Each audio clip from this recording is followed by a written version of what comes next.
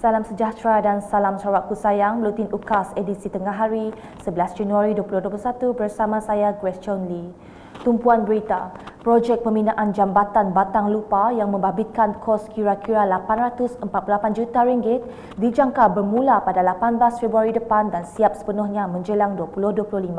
Menteri Muda Infrastruktur dan Pembangunan Pelabuhan Sarawak, Datuk Julaihi Narawi memberitahu, Majlis Pecah Tanah untuk projek tersebut dijangka disempurnakan oleh Ketua Menteri Sarawak, Datuk Patinggi Dr. Abang Abdul Rahman Zohari Tun Datuk Abang Openg pada 18 Februari ini. Ahli Dewan Undangan Negeri Adun Sebuyau itu menambah, pembinaan tersebut akan menjadikan jambatan Batang Lupar antara jambatan terpanjang di Malaysia iaitu merentasi sungai sepanjang kira-kira 5.1 kilometer. Jadi Majlis Pecah Tanah untuk jambatan Batang Lupar seperti saya katakan terdahulu daripada ini merupakan salah satu daripada siri Majlis Pecah Tanah untuk jambatan-jambatan di laluan jalan pesisir. Jadi kita telah memulakan Majlis Pecah Tanah yang seumpama ini sejak tahun 2019 dan juga kita sambung pada tahun 2020 tahun lepas, dan untuk tahun 2021 ini maknanya jambatan Batang Lupar akan kita adakan majlis yang super lah. Ditemui selepas mengadakan lawatan ke tapak pecah tanah jambatan Batang Lupa berhampiran pengkalan feri Sebuyau Twiso pada Ahad, beliau berharap semua pihak khususnya di kawasan Sebuyau memberi kerjasama sepenuhnya kepada kontraktor bagi mempercepatkan proses pembinaannya. Dalam majlis berasingan, Datuk Julaihi menggesa pengundi di negeri ini agar terus mengekalkan sokongan kepada Kerajaan Gabungan Parti Sarawak GPS dalam memacu pembangunan untuk rakyat keseluruhannya. Katanya, kepimpinan Kerajaan GPS diterajui Ketua Menteri Sarawak Datuk Patinggi Dr. Abang Abdul Rahman Zohari Tun Datuk Abang Openg sentiasa mengutamakan hak-hak rakyat dipertahankan serta memastikan kestabilan politik, keamanan dan keharmonian antara pelbagai kaum. Kita mahu kemajuan di Sarawak itu dapat diteruskan. Kita mahu pembangunan di Sarawak lancar berjalan. Dan kita tahu yang boleh merancang dan menjadikan perancangan ini diolah dengan lancar dan berterusan tidak lain tidak bukan adalah di bawah kepimpinan Kerajaan GPS Sarawak, pemimpin GPS Sarawak yang ada bukti dengan jelas untuk membawa Sarawak ke mercu kejayaan yang lebih bagus lagi di masa yang akan datang.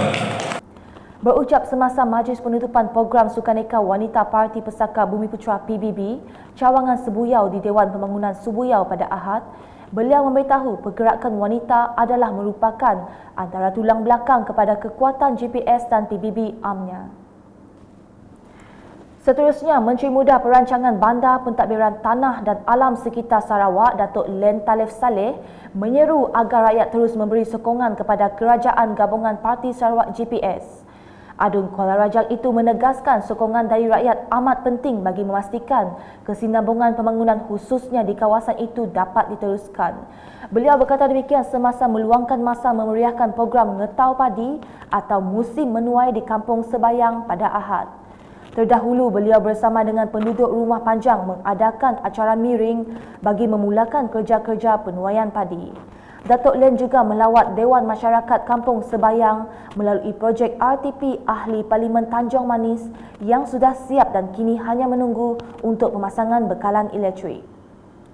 Sementara itu, ketika merasmikan program Sukan Rakyat Warga Bukit Kinyau juga pada Ahad, Datuk Len menegaskan menjadi kewajipannya selaku Adun Kuala Rajang memastikan pembangunan secara berterusan dan seimbang di seluruh kawasan tersebut. Ujarnya, sebanyak RM23 juta akan diperuntukkan bagi projek bekalan air bersih terawat disalurkan dari Sarike ke Bukit Kinyau bagi melengkapkan bekalan asas selain elektrik yang telah pun disediakan oleh kerajaan. Jelas beliau lagi lebih RM100,000 peruntukan juga telah diluluskan bagi baik pulih Dewan Kampung Bukit Kinyau yang rosak akibat ribut beberapa bulan yang lepas. Dalam program itu, Datuk Len turut menyampaikan sumbangan barangan keperluan sekolah Back to School kepada 49 murid kurang berkemampuan. Manakala di Dun Batu Kitang, seramai 40 orang penduduk yang terdiri daripada ibu tunggal, warga emas dan golongan orang kurang upaya OKU di kawasan itu menerima bantuan barangan keperluan harian. Ahli Dewan Undangan Negeri Adun Batu Kitang, Insinyur Loke Chiang berkata, bantuan tersebut disumbangkan oleh para peniaga Batu 10 dan pihak penganjur iaitu Persatuan Sosial dan Kebajikan Kota Padawan. Sehubungan itu, beliau amat memuji sikap keprihatinan dan kepekaan rakyat di negeri ini dengan masyarakat di sekeliling. Beliau berkata demikian semasa program pembangunan komuniti projek rakyat bertemakan Towards a Caring Society di Dewan Serbaguna SJK Chunghua Batu 10 pada Ahad.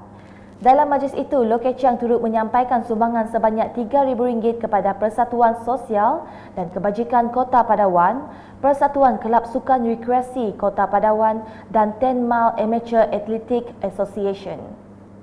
Sekian Exit Tengah Hari bersama saya Grace dan kru penerbitan. Berita lebih lanjut boleh didapati di semua platform media sosial UKAS termasuk portal ukas.sarawak.gov.my dan pastikan anda subscribe UKAS channel di YouTube. Salam UKAS.